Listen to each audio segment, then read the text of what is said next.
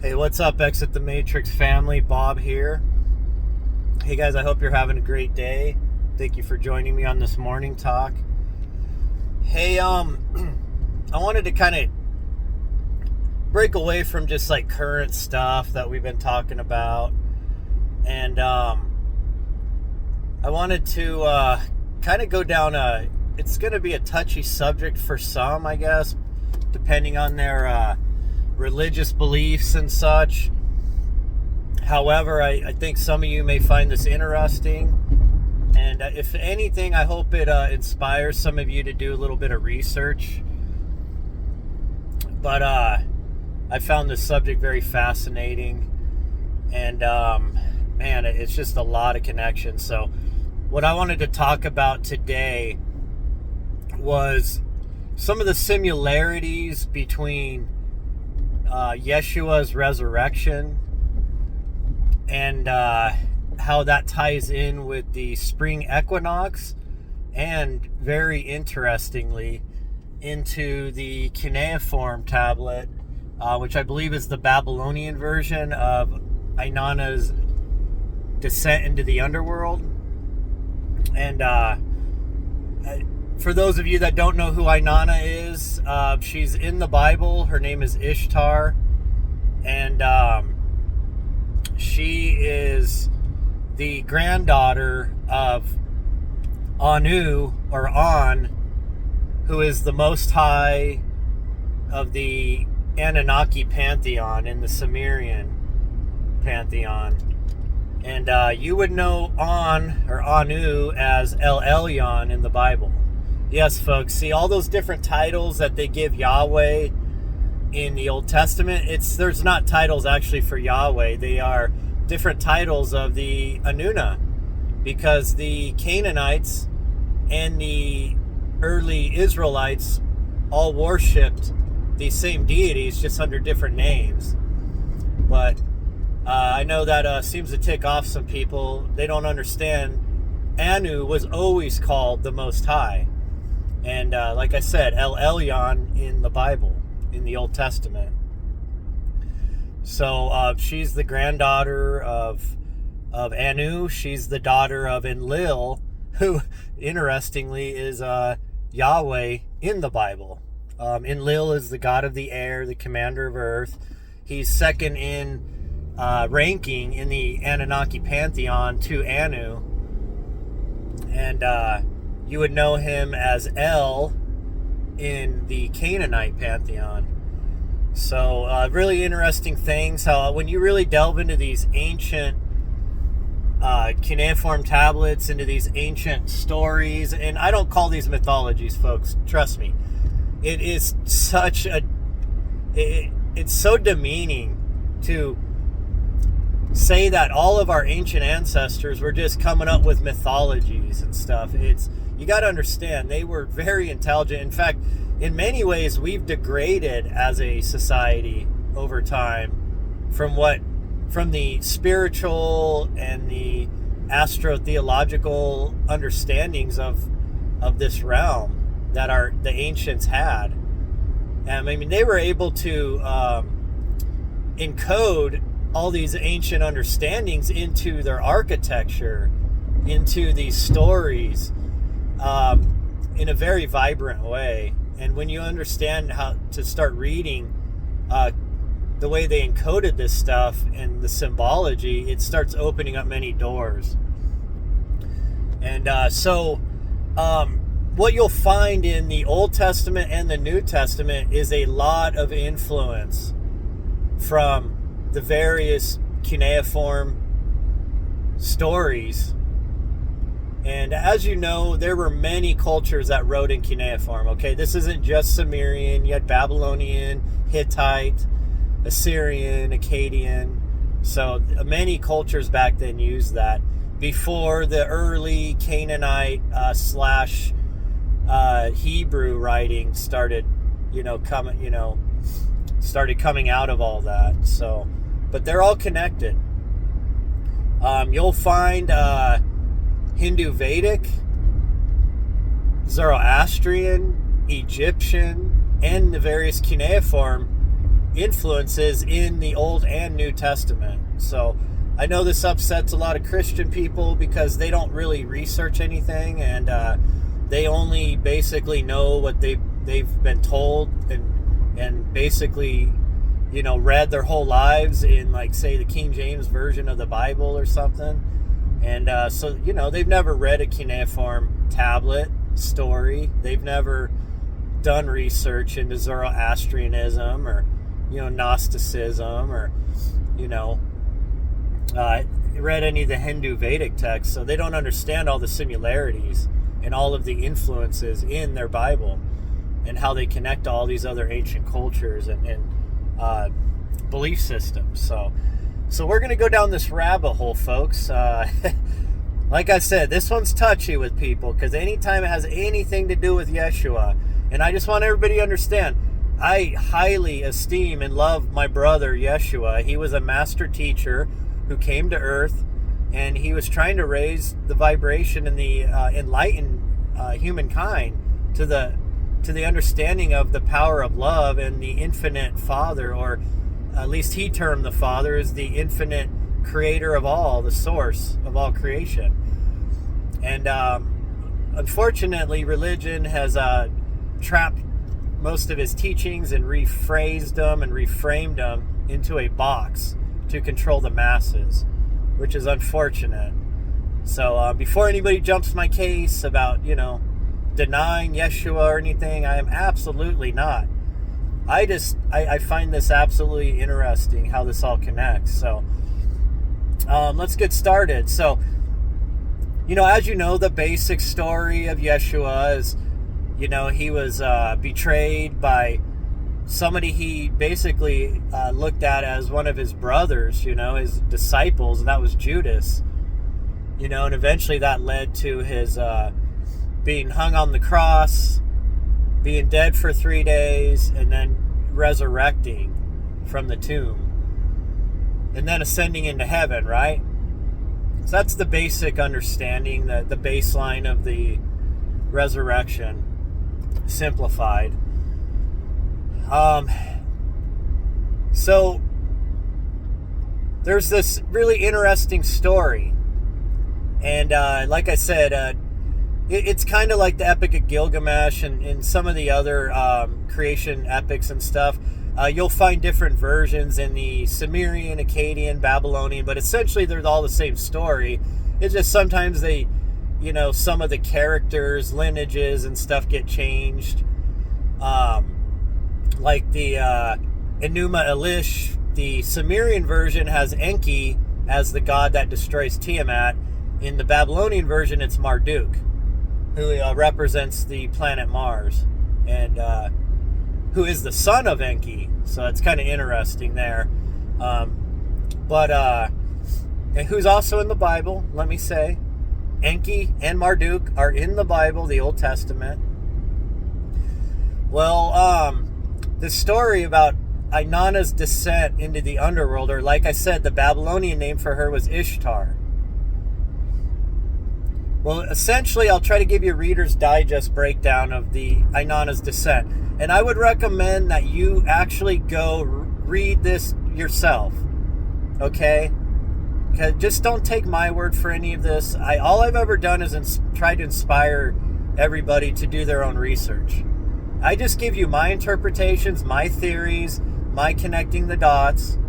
I don't claim to be a linguist, you know, a archaeologist or any kind of specialist. I'm just a regular guy that's researched this stuff my whole life. It's used to be a hobby, and it's starting to turn into a little more than that, and that's fine.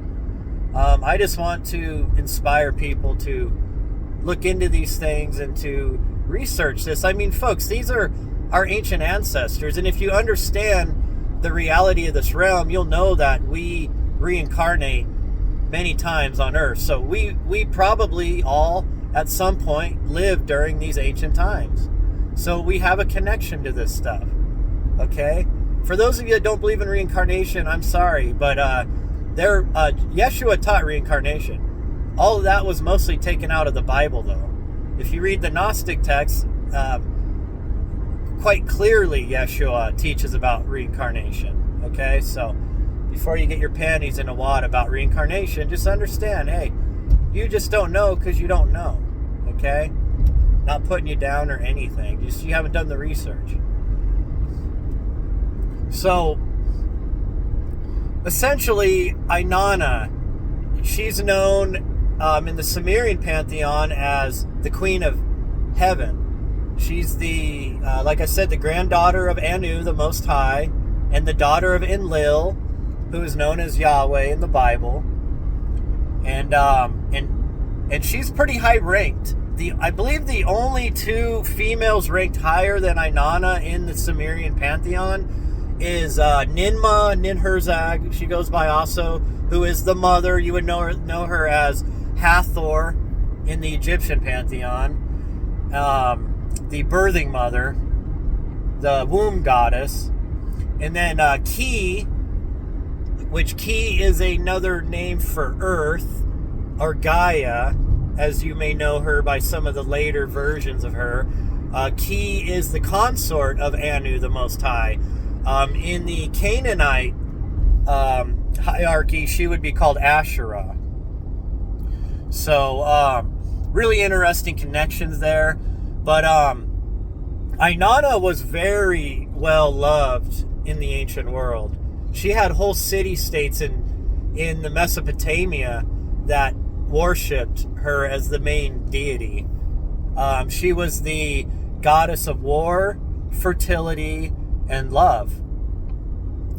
And she's oftentimes demonized in current times because most people don't know how to read symbology and they don't understand ancient teachings. So oftentimes now she's like the what do they call it, the Kabbalah, like Jewish mysticism will call her Lilith now, which is really demeaning, honestly. If you've really done research into Inanna, Inanna's not a good girl. I'll just say that, okay? She is a very dualistic god. She's very human-like. She's can be very wonderful at times and very terrible at times. So I don't know, maybe the Jewish mystics were on the right line by calling her Lilith. But anyways, I don't know how much you put into Jewish mysticism, but they definitely had a low viewpoint of her. But and as you know, in the Bible, Ishtar is also demeaned quite a bit too. But anyway, so the way the story goes is Inanna has a sister, and her name is Ereshkigal. And Ereshkigal she's the goddess of the underworld. Now, folks, before you think this is about hell, this is not hell. Okay, my understanding of the underworld is this, and this is going to actually probably piss some people off, but if you understand this low vibration Earth, this realm is a low vibration realm, I believe the underworld in this story, the allegory is Earth. Because like I said, she's the Queen of Heaven. Okay? Well, her sister Ereshkigal, her husband dies. And yes, the Anunnaki were not immortals, folks. Just so you understand, they lived way longer than humans. They were looked at as gods, but they were not immortals, okay? They could die. Well, Inanna decides she's going to go down there and with her sister and meet with her while she's in mourning over her husband. And so she plans this trip to get to the gates of the underworld, where she's going to descend into the underworld. And like I said, folks, when we incarnate on Earth, we come from a very high vibratory realm.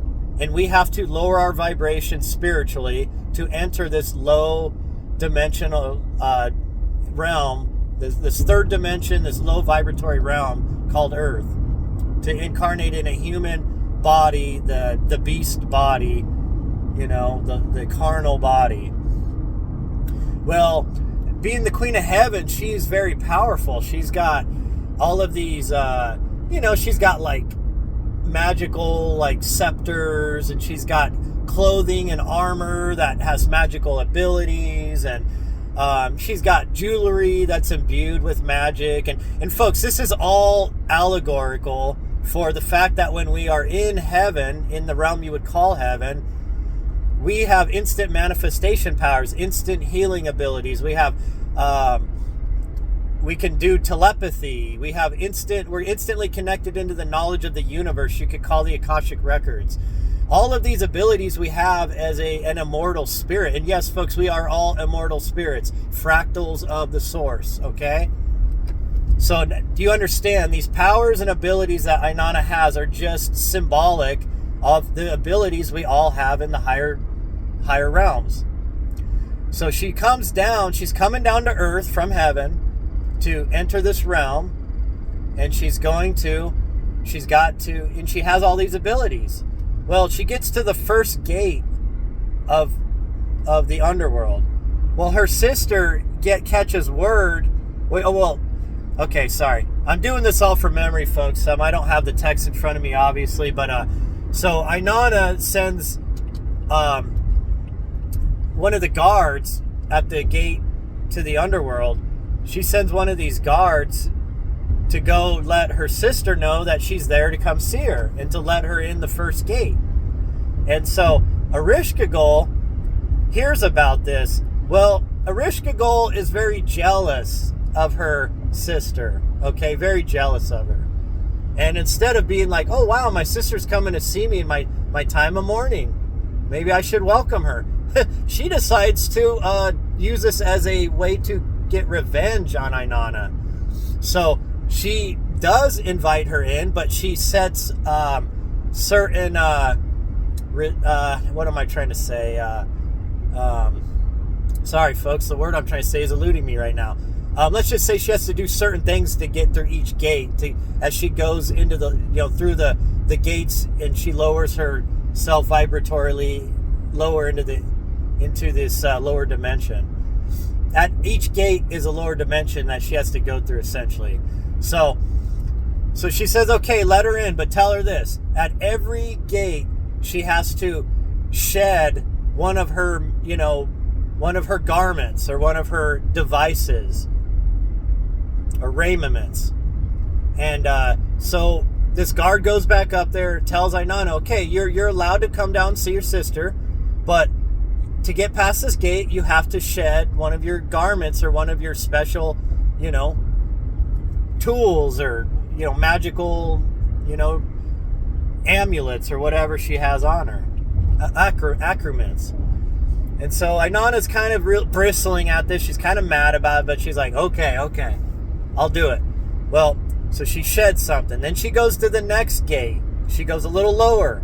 And then that guard tells her the same thing.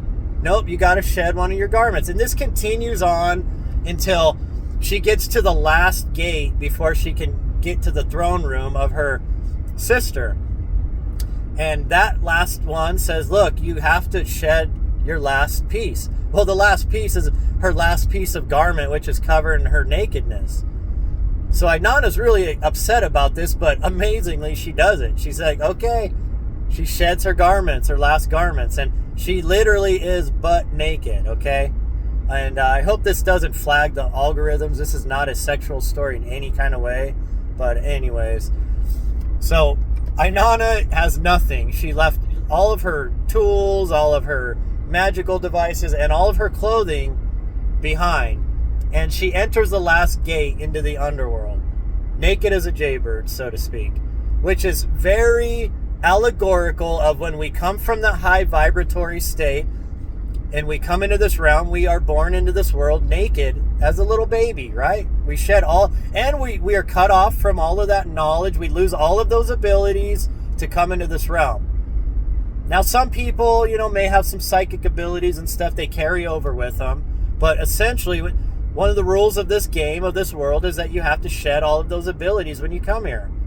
You don't have that direct connection into the Akashic Records, and you don't have telepathy and all, instant manifestation, all that. You lose all that.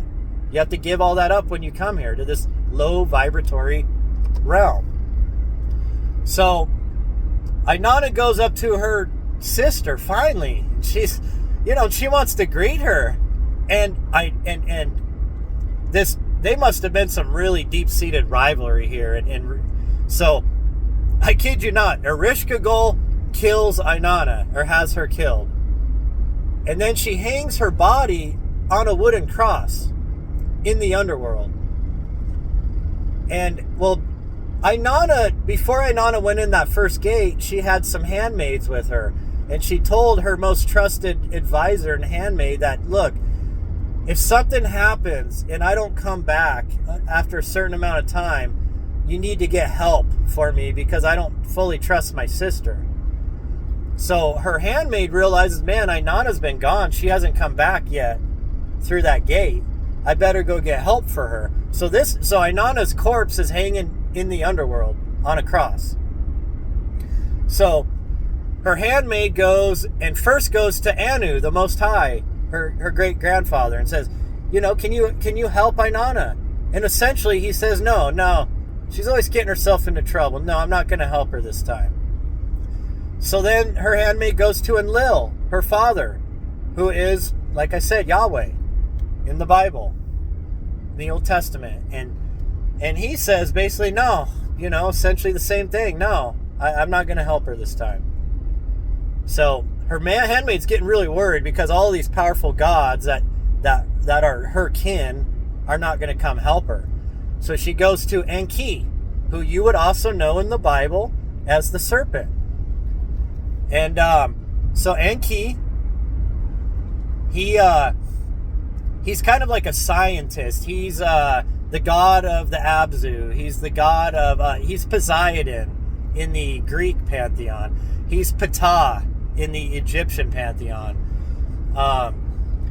He's known as Loki in, I believe, the the Vikings belief system. But anyways, he's kind of like a trickster god. He's like a scientist, and he's all this stuff. He's got a lot of different titles. But so what he does is he fashions some creatures to go to the underworld to save Inanna. And they find out that Inanna's being held, her body's being held captive by her sister.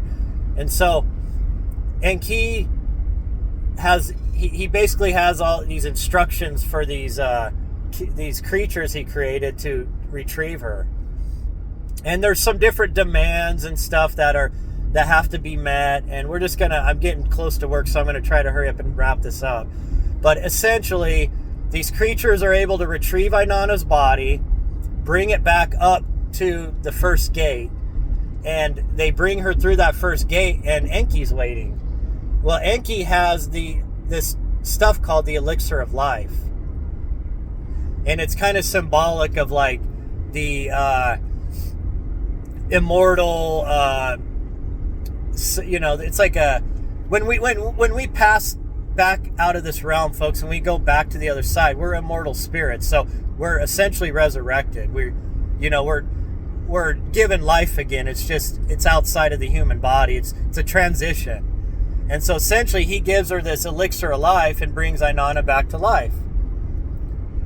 And get this, it was 3 days. 3 days that Inanna was dead, hung on the cross. And she's brought up from the underworld and she's brought back to life, resurrected. And so there's some more stuff to the story. It's very interesting, but this is kind of where I want to end with the story.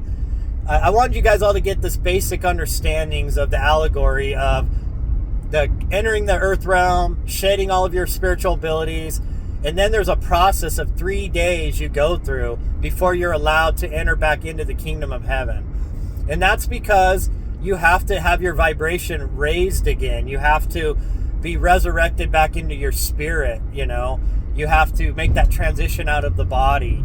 And then you regain all of your abilities. And once all your abilities are regained, all the negative that you build up from this realm gets shed off and cleansed. Then you're allowed back into the kingdom. And if you ever research NDEs, this is exactly what a lot of them talk about. This is where you go through the life review and you go meet with these spirit guides and with Yeshua and all these characters. And once you go through this process of like cleansing and life review and all that, then you're back to you're raised back to your high vibratory level, and you're allowed back into the gates of heaven, back into the realm we actually come from. And that's what I believe that this is an allegory to. Ancient knowledge, folks. Very powerful message. But get this, there's more to this connection. Now, as you guys know, there's a certain thing called Easter that Christians celebrate. And Easter is supposed to represent the resurrection of Christ, right? And then, of course, you had all the pagan stuff that got rolled into Easter, like the Easter eggs, the Easter bunny, which both represent fertility. You also have astrotheology and earth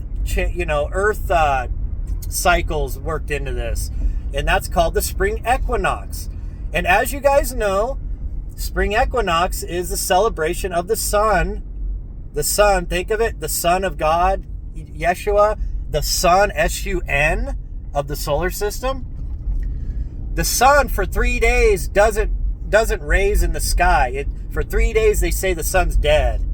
And then after that third day, the sun resurrects. It starts raising again into the sky, and then spring officially starts. So see, all of these things have been rolled into this. Very interesting, into Yeshua's resurrection story and into Inanna's resurrection story. Because, like I said, folks, get this is crazy. Inanna, Ishtar, Easter, Ishtar, get it? Same thing. That's who Christians are unknowingly still worshiping, is Inanna. Because her story's similar to Yeshua's. And it ties into the spring equinox, into the fertility rites. It just so happens that in ancient times, women used to take eggs and they would cover them in menstrual blood, and they would leave them, they would leave them at the altar of Ishtar, of Inanna. And they did this to get, so that they could be fertile, to have more children. Because back then you had to have a lot of children, because a lot of children would die in childbirth and such. So they would have many children to help work their fields and their farms and whatever, That's just how ancient times were. It was not uncommon for, a woman to have like 10 children back then, And so fertility was very important. As people even nowadays with in vitro fertilization and all that would understand. When you can't have children, you get desperate and you try to do different things to have children, Well, it was the same back then, folks. They just turned to the goddess of fertility, Ishtar, Inanna. And that's what they would do. They believed by covering these eggs in this menstrual blood and leaving it at her altar as an offering, that would help them get fertile. And then, like I said, then you also had the spring equinox teaching in there, which, like I said, the Son of God, the S-O-N, God, Son of God. Then you had the sun, S-U-N, of our solar system, which is obviously important, right? When that sun finally starts rising again, that's when the spring equinox starts and spring officially starts. And it was been celebrated for thousands and thousands of years, folks. So you still have Christians. See, what the Roman Catholic Church did was they took these pagan beliefs, because in Rome, before Christianity, they were still worshiping these ancient deities. Now, they were under different names. Let me see. So Ishtar is Venus in the Roman pantheon. So yeah, I mean, these same gods are all in the Roman and the Greek pantheons. But, what they did was, when Christianity became the state religion under Constantine, they essentially merged it with all of the pagan festivals and beliefs. And that's where you had the merging of the yearly spring equinox celebration, fertility celebrations, that usually involved the worship of Inanna, Ishtar, And of course, rabbits, the bunnies, the Easter bunny, that represents fertility. Quick like a bunny. They pop bunnies out really fast. And that was it, the Easter eggs, the menstrual covered eggs, which now, we put them in dye and all that. But it was the same. Folks, look, nothing has changed. There's nothing new under the sun, okay? It's just everything has been, people don't understand these connections. And oh man, people get really worked up like, oh no, that's the Passover. It's the resurrection. That's what Easter is about. Well, yeah, if you're a Christian, if you're a Jew, it's the Passover. If you're a pagan, it's the fertility rites. It's the spring equinox, right? That's what the Druids and Wiccans and all that, they still celebrate Inanna. She goes under other names, Astarte, and she's got many names. Isis, her Egyptian, she was Isis, okay? Same character throughout all these different pantheons, and she's in your Bible. And yeah, so hey, if you're a Christian and you celebrate Easter, just understand, look, you got your kids dyeing eggs, and you got the Easter bunny, and you're getting pictures with the Easter bunny and all that. Folks, you're in a sort of roundabout way worshiping Ishtar still. And you may not like that, and you may get mad at me, but I just showed you how it's all connected, okay? In a pretty easy way, just riding in my car, just off my knowledge that I know. You can look up all this yourself, research it if you don't believe me. I try to give you as much information as I could. I would encourage you to go read or listen to Inanna's Descent, and maybe you'll come up with a different allegory for it. But that's how I see how that allegory works. Okay, some people say it's from Earth to the underworld, like a I don't know, like the Greeks and Romans believed in an underworld and all that. Some people see it as that way, but I actually see it because she's the queen of heaven, folks. She's coming from heaven down to earth, not from earth down to the underworld. Okay, do you get what I'm saying? Or down to hell, or whatever ideas anybody has of that. Okay, from heaven to earth, and then she dies. She's on the cross. She goes through the 3-day process of the cleansing and all that. Then she's resurrected back into her spirit body, and she regains all of her abilities and powers. Because you got to understand, folks, in the Sumerian pantheon, in those ancient cuneiform stories, the gods were able to come to earth and go back and forth from earth to heaven. They didn't have to go through the female body, process like we do. However, that story of Inanna coming to earth was a allegory of that process we go through when we come to earth, when we die, and when we go back to heaven, in my opinion, okay? A lot would probably not agree with me on that, but you can certainly see some of the connections to Yeshua's resurrection, right? Very similar things in there. And like I said, if you don't believe me, go read it yourself, and you'll see. And if you don't believe me about Easter and Ishtar and all that, well, I mean, you can just deny it, but that don't mean that the connections aren't there, folks. See, people don't understand that in around that time of, like, let's say 500 BC to the time of Yeshua, all of these ancient religions and these ancient teachings were all merged together because of the Silk Road and the Mediterranean, like shipping and merchant craft, and into northern Africa, like with Egypt and stuff. All these this whole area from like Spain all the way over to the east to China, along the Silk Road and the Mediterranean, all that world, folks, that was all connected, okay? They were trading ideas. These religions were swapped back and forth. And people don't understand this. They just think it's all cut and dry. It's not cut and dry, folks. It was a lot of gray, okay? And a lot of your religious beliefs have a lot of your books that you claim as the inspired word of God contains all of these connections to these other ancient teachings.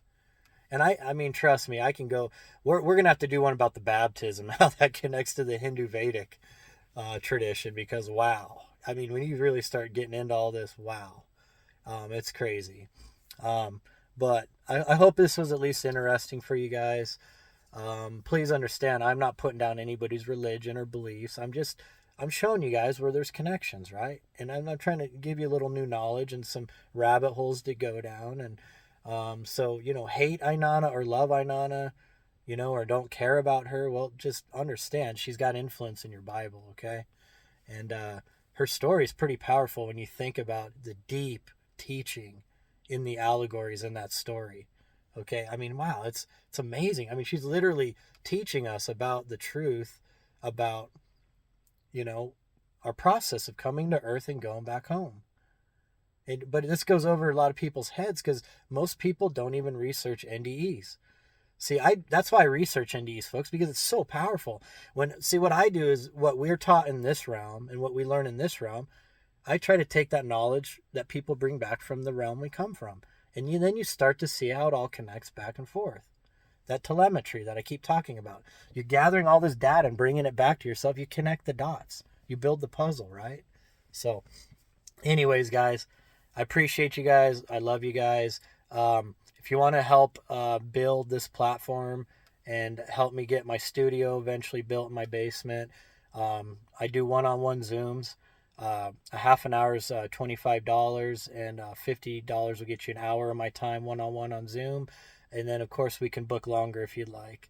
Um, I love talking with people and networking with new people. And a lot of times I'm being the one taught because some of these people that meet with me regularly on Zoom, they don't have anybody to talk to about this kind of stuff. Their family members get mad at them, their coworkers, whatever. But hey, we can talk about anything you want to talk about. I mean, I don't care. Aliens, ancient history, religion, metaphysics, quantum physics. Folks, I love it all. Okay, mysteries. Hell, we can talk about Bigfoot if you want. I mean, whatever. I love it all. Okay, I've researched all of it. I dabble in all of it. Okay, so, anyways, guys, I'm gonna let you go. I hope you enjoyed the video, and I'll talk to you later.